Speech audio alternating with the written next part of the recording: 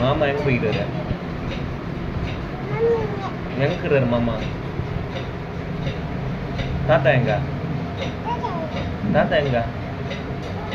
இருக்கிறாரு தாத்தா தாத்தா கிட்ட போன் பேசு உங்க ஆயா எங்கிறாங்க ஆயா எங்க சுகுணா எங்க